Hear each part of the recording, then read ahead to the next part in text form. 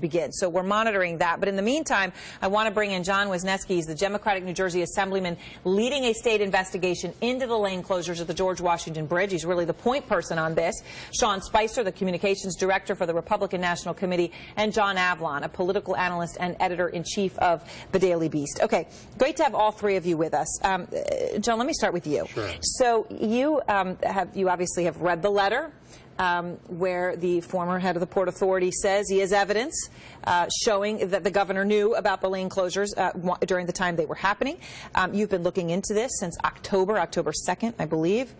He's entering the room. We'll see if he starts answering the questions. As soon as he does, we're gonna dip in there. I'll let you start, though. I'll have to cut you off if he does. But so, do you see a smoking gun here? Not yet. I think it's really important to look at the words that were used in the letter.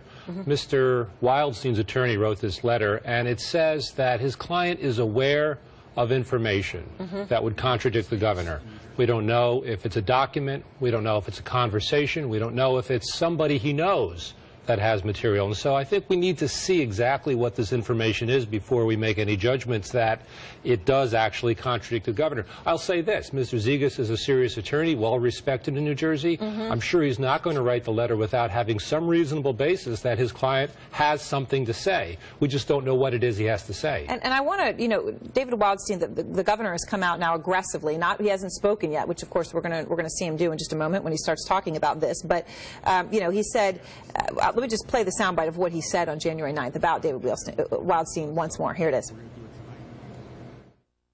I was actually the guy out there. I was in overalls and a hat, so I wasn't, but I actually was the guy working the cones out there. You really are not serious with that question. I don't get involved in traffic studies. So what I could tell you is if people find that hard to believe, I don't know what else to say except to tell them that I had no knowledge of this, of the planning, the execution, or anything about it.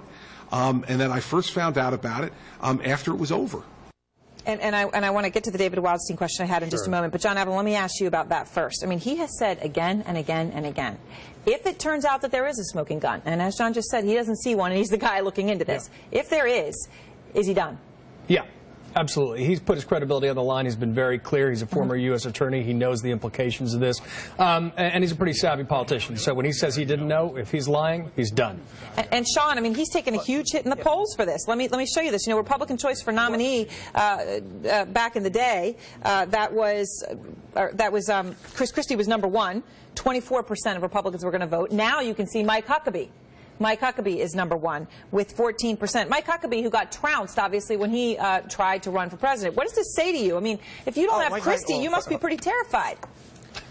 Oh, okay, that's a bit of a stretch. First of all, Mike Huckabee did very, very well last time. Mike Huckabee is was an amazing governor, a huge figure in our party. So that aside, and additionally, he wasn't even in the poll the last time you guys did it. So that's a little unfair. Second of all, anybody would take a hit in the polls if you had the pile-on and the media pile-on that we have seen over this event. In fact, I think the New York Times, what they did last weekend was just unbelievably reprehensible. It is, you know, it's up there with tabloid media. But the notion that this quote-unquote scandal, that the assemblyman admits that there is no smoking gun, no evidence beyond the actions the governor's already taken, and yet you see the throngs of media out there outside of a radio station, is unreal.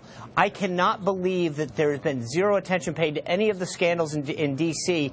that Democrats have been involved in to a fraction of what has happened here. And as the assemblyman himself, a former state party chairman, a guy who spends all of his time attacking Republicans, can't find a motive, and that this is the kind of media circus that's created because it's a Republican. All right, I'm going to let you respond, John. I just want everyone to know it is live, what you're seeing here on the screen. The governor of New Jersey taking questions. Right now he's talking about the Super Bowl. The second he starts talking about this issue, which is of utmost importance to his candidacy for 2016, I'm going to go into that live. But I want to give you a chance to respond to Sean. Well, look, the governor's office is involved. There's no doubt about that. There's an email from Bridget Kelly, a deputy chief of staff, somebody appointed to a high position, that said, let's close these lanes and cause traffic in Fort Lee. That's not a rational government action, and she did something wrong, and his staff did something wrong. We're going to listen to the governor here talking about David Wildstein. Happening. Your office put out a pretty strong response to Alan Zegas's letter. Yep. What in particular do you dispute in Wildstein's account at this point? Well, Eric, listen. Let's make one thing clear right off the bat, which I think is the most important issue. And the most important issue is, did I know anything about the plan to close these lanes? Did I authorize it? Did I know about it? Did I approve it? Did I have any knowledge of it beforehand? And the answer is still the same. It's unequivocally no. And, in fact, no one's ever accused me of that. And that's the thing that I think the people in New Jersey care about the most. Now, when did I first know about the lane closures? Yeah. You know, the fact is that the first time this really came into my consciousness as an issue was when Pat Foy, the executive director of the Port Authority's email about this incident was leaked to the media and reported on. And that was the first time that I got a sense that there might be some issue here. And who brought that to your attention? Was that staff? No, it was news accounts. I mean, But did you read them personally, or did somebody bring it to your attention? No, I read it. You read it. Okay. I read it in the Wall Street Journal. Mm-hmm. And it was that day then, when I read that Pat Foy was saying, I didn't know about this. It wasn't cleared through me. Whatever else he said in that email. That's when I asked my chief of staff and chief counsel, I said to them, hey, would you look into this and see what's going on here? Now, if prior to that, I know prior to that there were press accounts about traffic issues up there. Mm-hmm. And if someone, if I either read that or someone said something to me about traffic issues up there, it wouldn't have been meaningful to me because I didn't know that there was any problem up there, because I didn't know that we had actually closed lanes up there before that. So my dispute is twofold. First, to make clear to everybody in the midst of, all the things that were reported over the weekend, that nobody has said that I knew anything about this before it happened. And I think that's the most important question. Secondly, that when this first became an issue for me, because let's face it, Eric, there's traffic every day at the George Washington Bridge, at the Lincoln Tunnel, at the Holland Tunnel. I hear those reports on the radio. We all hear about them. That's not something that rises to the gubernatorial level. When this first became clear to me that this was a potential issue was when the Foy email was put out. Mm-hmm. Now, like I said to you, there were press accounts before. Whether, I read any of those, and if I did or heard anything from anybody about traffic, it would not have been meaningful to me because now we're looking at it in the prism of knowing everything we know since January 8th. Back then, this was not a major issue. And it became one to me in terms of finding out what was going on when the Foy email came out. So today is the day that subpoenas were due to be answered in the legislative investigation. We know some of those who were served were granted some extensions. Have you seen any of the documentation that has been gathered to this point? I have not. The governor's office has started to produce things today. We did not ask for an extension. We started to produce documents today, but we're doing so on a rolling basis. We're working as hard as we can to get through because there was a lot of stuff asked for from us. But we didn't ask for an extension. We've started today on a rolling basis to produce things to the legislature. But I have not seen any documents that were produced by anybody else, no. Are you not the least bit curious to know what's in some of those documents? Well, I mean, listen, here's what I'm curious about, Eric. What I'm curious about is what happened here. And that's why I've authorized an internal investigation, as I talked about on January 9th. Mm-hmm. And we've hired a law firm to come in and do that internal investigation. They're working really hard. They're working diligently. And I can't wait for them to be finished so that I can get the full story here. And this is the internal investigation of your staff to determine who may have known what. And to get into the situation. I mean, we're going to try to get as much information as we possibly can by interviewing folks and reviewing documents. All right, the unequivocal denial continues. And, John, let me ask you, because you're the one, he just actually responded to you. You are the one who asked for those subpoenas. Are they giving you everything you need? And most important, he says all that matters was did he know before. Is that all that matters? Well, I'm not sure that's all that matters. I mean, first of all, the documents are due today. They're starting to come in. Our office was closed about midday, so we don't know the total quantity of the responses that have come in. Mm-hmm. They'll be shared with the committee tomorrow. We'll start reviewing those documents. But it's not just simply a binary question of whether he knew before or not. It is clear. Somebody in his office with a high position, a deputy chief of staff, ordered these lanes closed and then tried to cover it up. And a lot of what people were involved in it. It's a little bit more than just did he know before the lane closures. But I mean, to be clear, I mean, obviously we know that there was wrongdoing on the part of his deputy chief of staff. That is clear. And an investigation is about a search for the truth. But the real question, and the reason there's really a partisan feeding frenzy around this, let's be frank, is because Chris Christie had previously been the front runner in some polls for the 2016 nomination. That's right. And that's the key question for the investigation is what did he know and when did he know it? So that is really the criteria. We know already that there was absolute wrongdoing on the part of individuals in the Christie administration, and that affected people in New Jersey dramatically and negatively. But the real focus, of course, ultimately is what did the governor know, correct? The real focus is not only what the governor knew, but who else in his staff knew. I mean, clearly there's something wrong where the governor, take the governor at his word that he has no idea about this.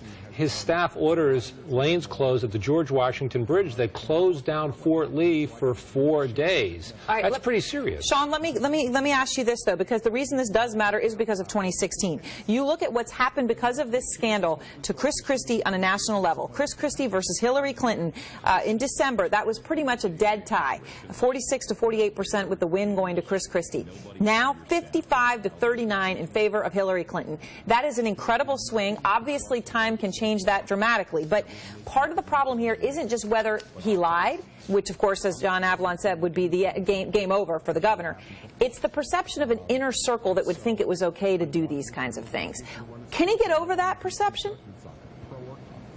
Oh, absolutely. And first of all, frankly, you have two non-candidates that they're testing, and so, you know, things go up and down. But here's what I truly believe. And again, I'm not here as a Chris Christie supporter, and the RNC is obviously neutral in the 2016 race, and he's not announced, etc. That being said, I think there is a sharp contrast should those two be the nominees.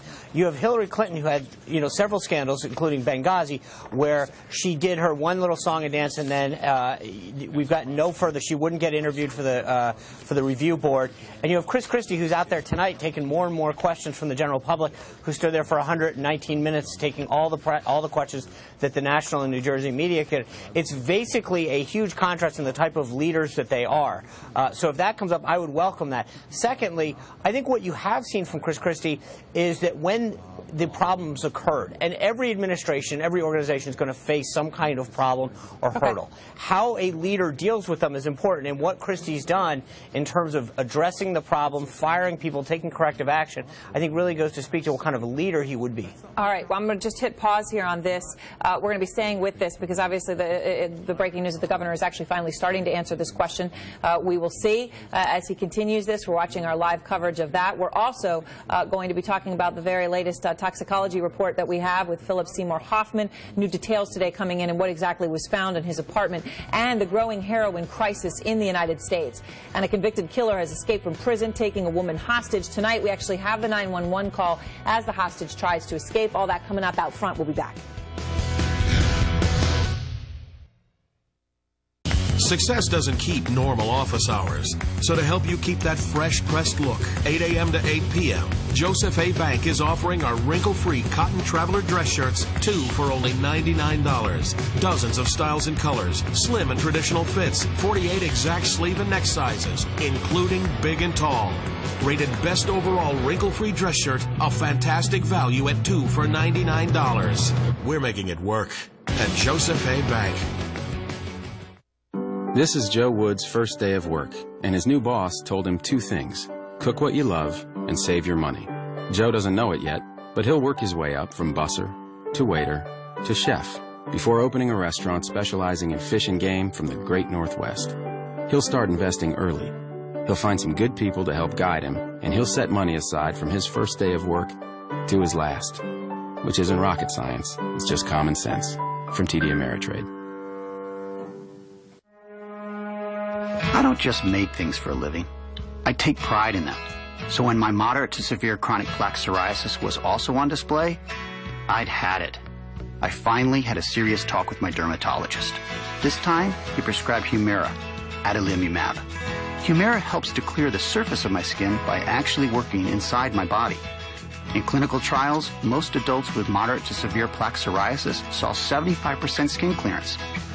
And the majority of people were clear or almost clear in just 4 months. Humira can lower your ability to fight infections, including tuberculosis. Serious, sometimes fatal events such as infections, lymphoma, or other types of cancer have happened. Blood, liver, and nervous system problems, serious allergic reactions, and new or worsening heart failure have occurred. Before starting Humira, your doctor should test you for TB. Ask your doctor if you live in or have been to a region where certain fungal infections are common. Tell your doctor if you have had TB, hepatitis B, are prone to infections, or have symptoms such as fever, fatigue, cough, or sores. You should not start Humira if you have any kind of infection. Make the most of every moment. Ask your dermatologist about Humira today. Clearer skin is possible. People don't have to think about where their electricity comes from. They flip the switch and the light comes on. It's our job to make sure that it does. Using natural gas, this power plant can produce enough energy for about 600,000 homes. Generating electricity that's cleaner and reliable with fewer emissions, it matters.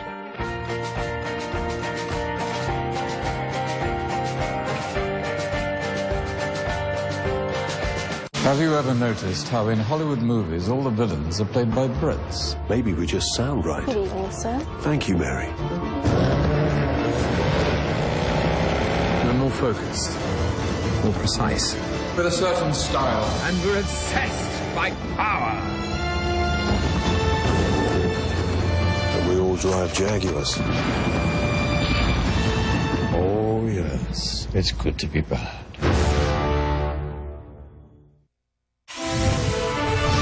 Breaking coverage. You're looking at a live picture of Governor Chris Christie, who had been the Republican frontrunner for a 2016 nomination, answering questions live right now at a radio station in New Jersey. It's called Ask the Governor. He's been doing a question and answer with the host and going to be taking call-ins. He has unequivocally denied knowing anything before the closing of lanes on the George Washington Bridge. It has come to light, obviously, later that members of his staff ordered that for political retribution reasons. The governor, though, a bit vague on exactly when and how he did find out, whether it was press reports or when. I want to play here. We, of course, have with us John Wisniewski, the Democratic New Jersey Assemblyman who's leading the state investigation into the lane closures, the man who requested all the subpoenas coming in today, Sean Spicer, Communications Director for the Republican National Committee, and John Avlon, Editor-in-Chief of the Daily Beast, are all still with me. You see the governor talking there live. During the commercial break, though, he talked about the media gotcha game, which, Sean, I think you referred to. I wanted to play what the governor just said a moment ago. Here's the thing that I find so interesting, because what's going on now with all this other stuff is just a game of gotcha. You know, you know, when did I first learn about this or that? Well, the fact of the matter is, I've been very clear about this. Before these lanes were closed, I knew nothing about it. I didn't plan it. I didn't authorize it. I didn't approve it. I knew nothing about it. Sean, let me ask you a question on this, because, you know, you're talking about the media pile-on, and you said, you know, that hasn't happened to Democrats. Do you think it's unwarranted that these questions are being asked? No, but they have been asked, and they've been answered. And I guess my issue is this. If there was a changing story, or the governor was coming out and saying, well, I guess, let me explain what I meant by then. But he has been unequivocal since day one as to what he knew, when he knew it, and how he knew it. And nothing has changed. And I think the Assemblyman has said basically the same, and I'm not going to put words in his mouth, but he said nothing, that there's been any evidence or anything to contradict everything that the governor has said since day one. So we have a story that has not changed at all, responses that have not changed, and yet the media frenzy continues. Not just continues, but frankly, the New York Times made up news to go after him. That wasn't that was nuts. I think that literally made the Inquirer look like a solid, reputable newspaper the way that they attacked him. Sean, of course, is referring everyone to what you see there, which is an original headline from the New York Times, which said Christie knew about the lane closings, to an edited one, which said that an official said evidence exists. And I want to emphasize, the public editor for the New York Times has come out and said the change was more than a nuance, and that the New York Times made a mistake. I think that's important to note. But still, there is this allegation that there is evidence, and then when you look at the polls, the public believes that there could be. Right. Well, I mean, look, politics is perception, and then you know, Chris Christie is suffering from 1,000 cuts right now, and that New York Times headline was misleading. And yes, Mr. Wilstein has something he wants. He wants to get his legal fees paid for. That's so right. There are a lot of questions as this investigation goes on. But the larger issue in front of course, is that there's a preemptive war on potential presidential candidates, and that's why Republicans obsess about Benghazi. It's really about attacking Hillary Clinton, and it's why Democrats and you know, pile pile on Chris Christie about this. Benghazi has not hurt Hillary Clinton. Not nearly it has the same not. way. When you look at the polls we just showed with Sean, right? I mean, because she's such a known figure by comparison. Right. You know, it's a lot of negatives of Hillary Clinton are baked in that cake. So, Chris Christie's still emerging as a national figure. So, John, you're the man leading the charge here, the one who asked for the subpoenas, leading the investigation. You've been looking into this. You've said by your own admission right here on this program you don't yet have a smoking gun. When are you going to say, okay, I'm done, no smoking gun, I'm going to move on? I can't tell you that. We don't have all the answers to the questions. I mean, first of all, let's deal with this statement that was made that the governor's story has been consistent. You know, he started out first by mocking the legislature for even looking into this. He called Senator Weinberg and myself obsessed with this. And then he made the joke about he moved the cones himself. I mean, he really, his statements about what he knew has progressed from where he started to today, where he's saying what he's saying. All we're saying is this. There are emails, there are documents, there's information that either Bridget Kelly or other people in his office have. Right. We ought to have that and look at it. At the least, don't you think, as a former prosecutor, that if he was that he's smart enough to not have made the cone joke and not have denied it so unequivocally, if he had a little teeny bit of fear that there might be proof? I can't get into what he's thinking. I mean, all I know is this, is that it was strenuously denied that there was any involvement, and then now the governor's office is involved through Bridget Kelly and perhaps others. We need to get answers. I mean, this is an abuse of power that should not be allowed, and we need to have answers as to how it could happen. How long do you think the public stays so passionate about this issue? You know, it becomes a question of how expedited this investigation is. Right. And the more news that comes out, and that's why these headlines, you know, like the New York Times went with on Friday night, are so destructive, because they really distract from the process of inquiry, and they hype it up. It's fuel on the fire, and some folks are cheerleading for that, make no mistake. Oh, they certainly are. And Sean, let me just ask you. I mean, and you're completely honestly, you got to admit you're shocked by the dramatic change in the polls, aren't you? Well, again, yeah, I am in a way, but I'm also not. I mean, if you took a pounding every day that Governor Christie has, or for that matter, any candidate has on our side, where you're waking up and every national and state publication is coming after you, I don't think you'd be, in some ways, I'm actually not that surprised that if somebody came and hit you that hard every day that it wouldn't do a little bit of damage to your poll numbers. But I also believe that once he's vindicated in terms of this investigation proves that he was exactly telling the truth. He didn't know what he didn't know, and that it's as far as it went, then people will rebound and say, you know, he was telling the truth. All right. Well, thanks very much to all of you. We will see what will happen, of course, as John's investigation continues and we watch those polls. Still to come, breaking news on the Dow taking a huge dive.